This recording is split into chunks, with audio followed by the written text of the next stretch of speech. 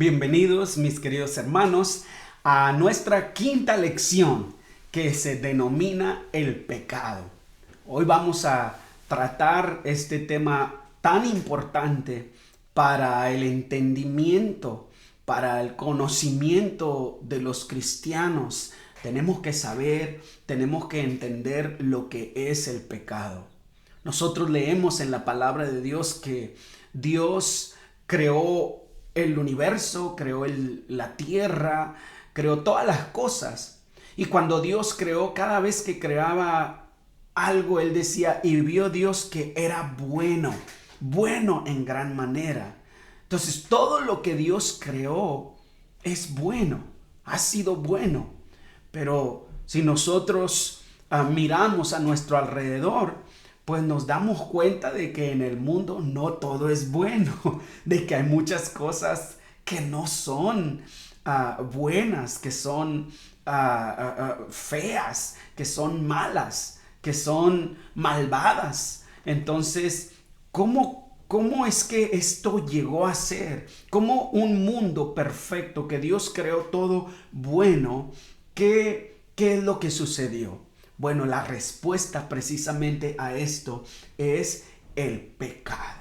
El pecado entró en el mundo. El pecado llegó a través de los seres humanos, a través de los primeros seres humanos. Desafortunadamente, la primera pareja cayeron en el pecado. La primera pareja que Dios creó, Adán y Eva, decidieron con su libre albedrío, con su libertad de decisión, decidieron pecar y apartarse de Dios. Y eso es lo que distorsionó todo aquello que Dios hizo bueno, lo distorsionó y quedó un mundo en el que no, como este en el que nosotros vivimos. Entonces vamos a ver varios aspectos del pecado.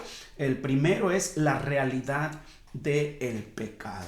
El hombre ha respondido a las preguntas sobre el pecado de varias maneras. Las más comunes son el ateísmo. ¿Qué dice el ateísmo? El ateísmo niega a Dios. Dice que no existe Dios. Por lo tanto, para el ateo no existe el pecado.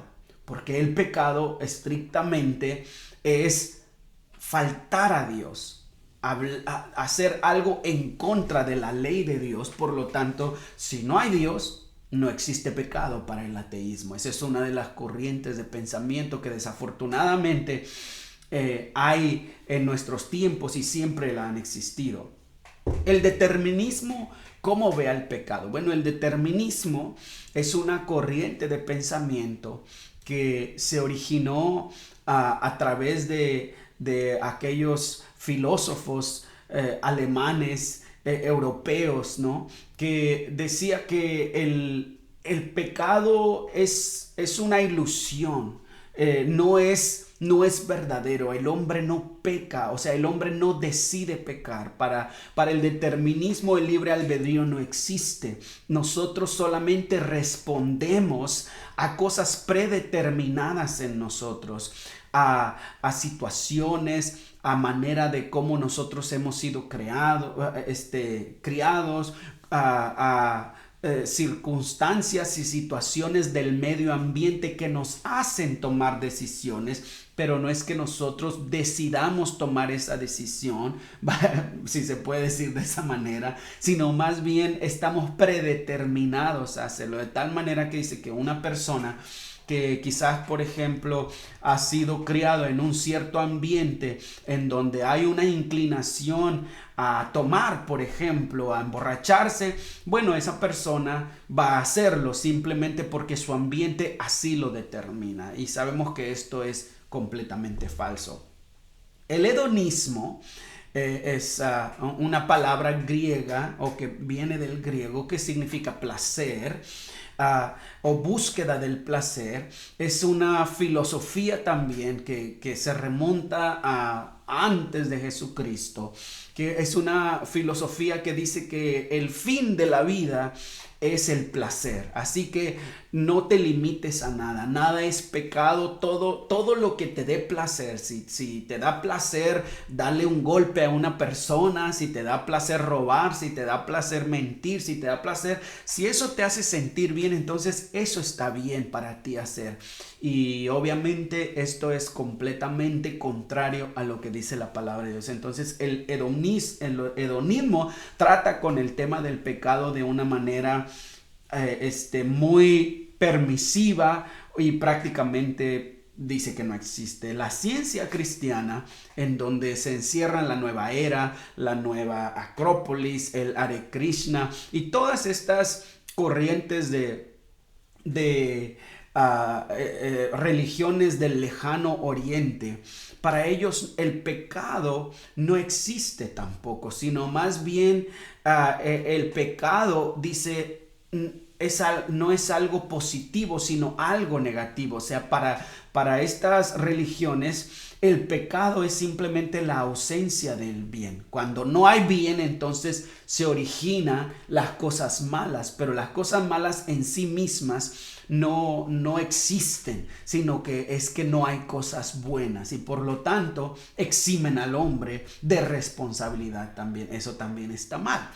La evolución pues dice que el pecado es la herencia de la animalidad del hombre, ¿no? De la naturaleza animal que tenemos en nosotros. Entonces, para la evolución simplemente es el hombre al pecar está respondiendo a sus instintos animales, a sus impulsos animales que hay en él y por lo tanto no es responsable de sus acciones. También eso está mal, ¿no? Entonces vamos a ver ahora sí el origen del pecado. El origen del pecado. Entonces vamos a verlo desde varios puntos de vista. Primeramente desde la tentación, ¿no? O sea, vamos a ver el progreso, cómo se llegó al pecado y qué produjo el pecado. Primero fue la tentación. En Génesis 2 se habla del árbol del conocimiento del bien y del mal y del árbol de la vida. Hay algunos que piensan, ¿por qué Dios tuvo que plantar un árbol prohibido? Un árbol que él no quería que prohibieran. ¿Por qué se los puso allí? Qué malo es Dios. Él quería que pecaran. No, pero si no hubiese habido el árbol prohibido, entonces el hombre nunca hubiera podido tener la libertad de escoger entre hacer lo bueno o hacer lo malo. Simplemente no hubiera habido posibilidad de eso.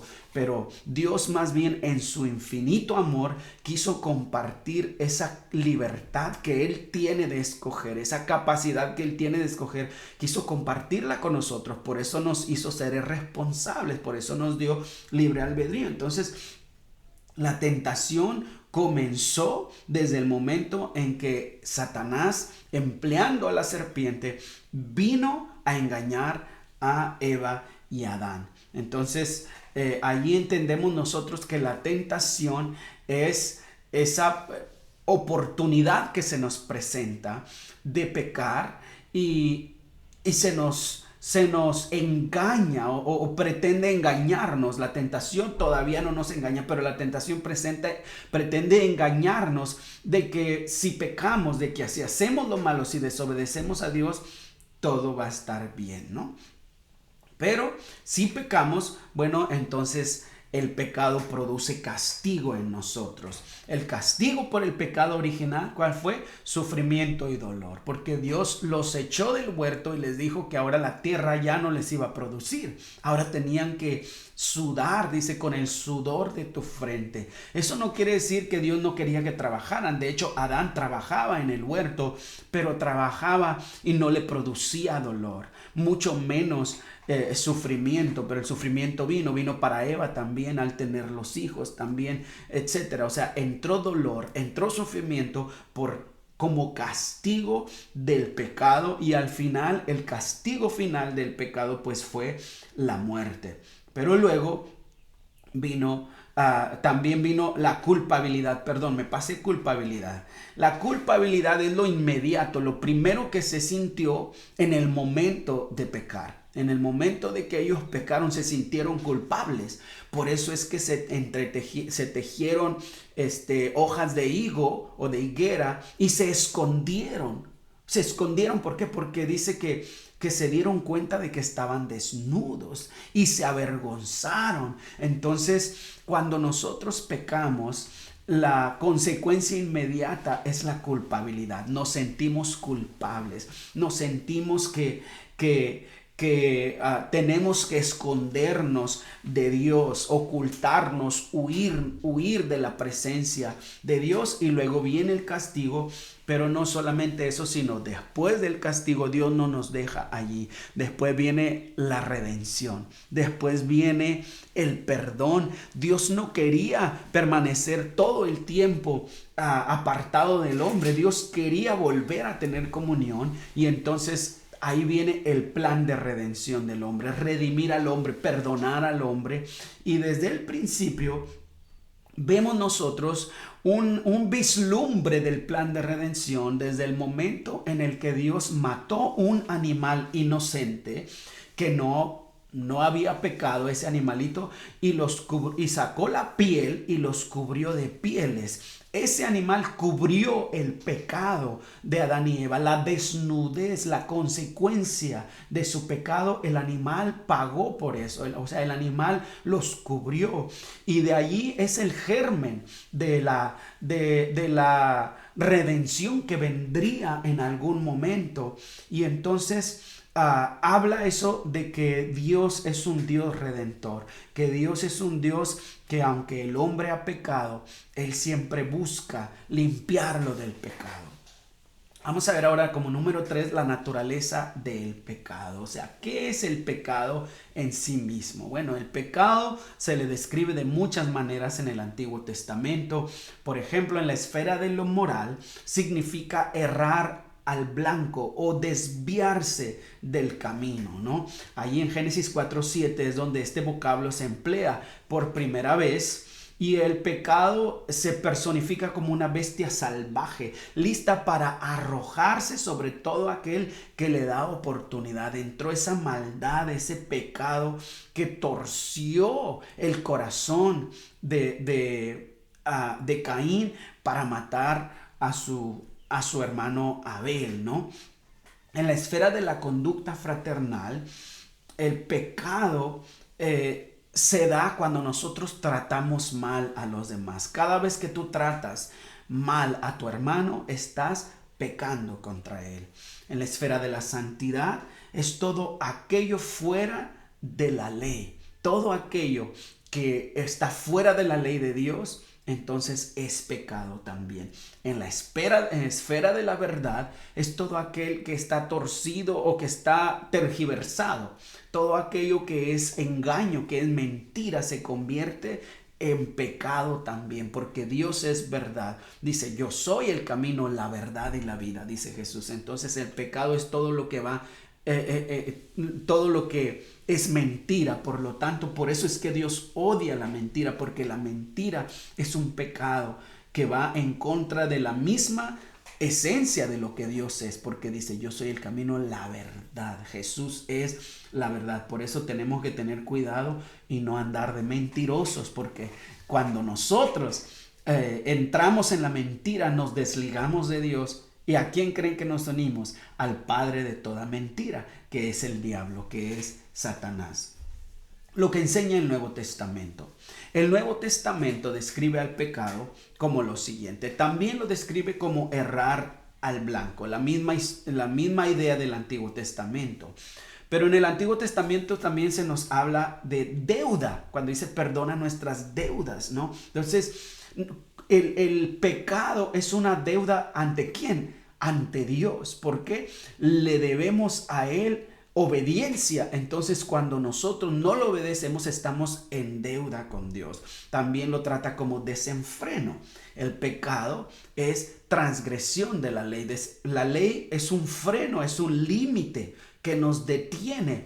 Pero el pecado es ir más allá de ese freno o de ese límite, es transgredir la ley del Señor. En el Nuevo Testamento también se menciona al pecado como una desobediencia.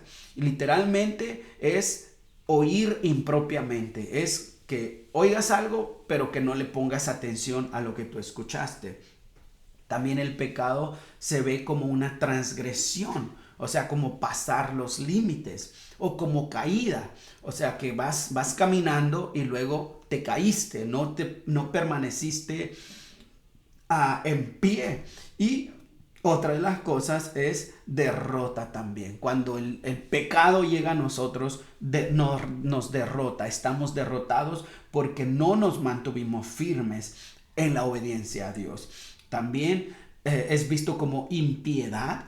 O sea, cuando el pecado es como desafiar a Dios, es despreciar a Dios, despreciar todo lo que es de Dios, eso es pecado. Y error también, ¿no? Error cuando nosotros los cometemos esos pecados por descuido o por ignorancia, equivocación, ¿no? Algo que nos gusta mucho decir a nosotros, bueno, si me he equivocado o yo me equivoqué, pero también es pecado. Muy bien.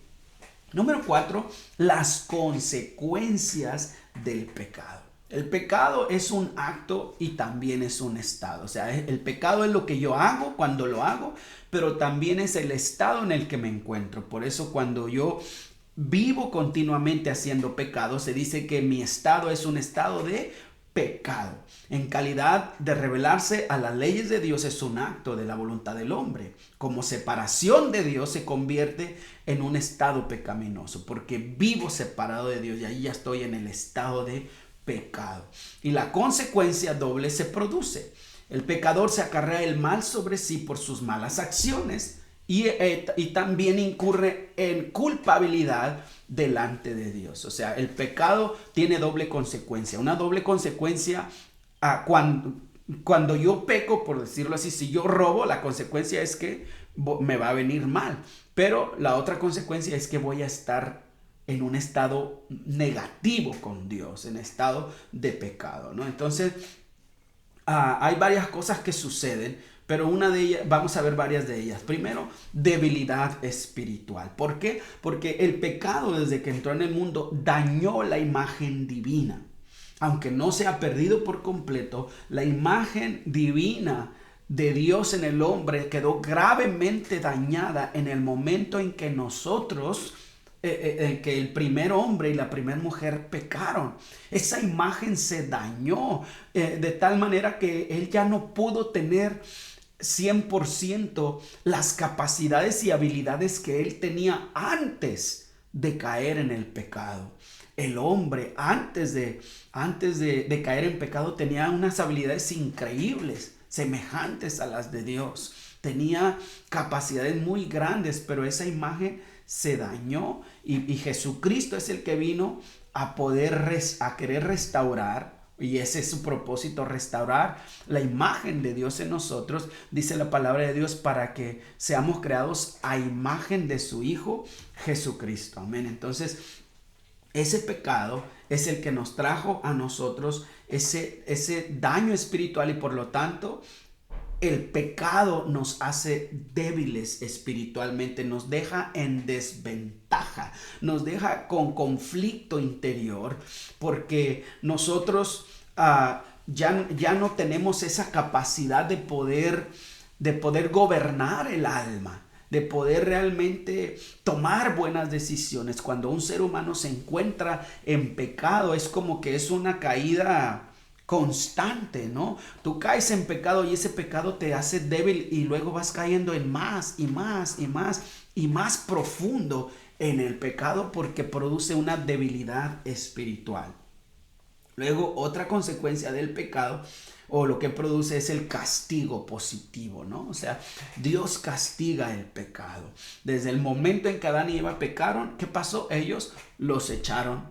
Dios los echó del huerto. Hay una consecuencia positiva, hay un castigo que sucede cuando nosotros pecamos y luego últimamente ellos murieron también, que es lo progresivo del pecado. Y si nosotros vivimos y permanecemos en pecado, pues al final también tendremos la muerte eterna en el infierno, en el lago que arde con fuego y azufre, según dice el libro de Apocalipsis, ¿no? Entonces, el pecado como tal es algo que nos va a llevar al castigo eterno y a perder últimamente la vida eterna. Por lo tanto, el ser humano necesita volver a Dios y necesita ser redimido de sus pecados a través de Jesucristo, que es las siguientes clases que vamos a tener nosotros. Esta ha sido la clase de hoy. El Señor les bendiga a todos y nos vemos en la próxima clase.